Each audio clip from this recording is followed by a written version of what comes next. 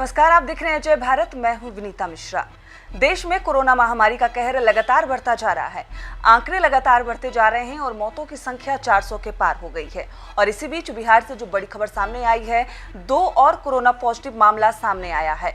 जी हां, और इसी के साथ बिहार में आंकड़ा बढ़कर 74 हो गया है। ये दोनों केस बक्सर से सामने आए हैं। आपको बता दें कि बक्सर में 2 पुरुषों में कोविड-19 के लक्षण पाए गए और पुष्टि हो गई है। दोनों की उम्र, एक की उम्र 67 साल है जबकि दूसरे की उम्र 35 इयर्स यानी 35 साल का पुरुष है। दोनों पुरुष बक्सर के रहने वाले हैं और दोनों कोविड-19 के शिकार हो गए हैं। यानी बिहार में कोरोना वायरस का खतरा लगातार बढ़ता जा रहा है, आंकड़े लगातार बढ़ते जा रहे हैं। और जो स्वास्थ्य सचिव हैं संजय कुमार, उन्होंने ट्वीट कर इसकी जानकारी दी है। उन्होंने अपडेट जारी किया है और अपडेट के अनुसार बिहार में कोरोना वायरस से पॉजिटिव मरीजों की संख्या बढ़कर 74 हो गई है।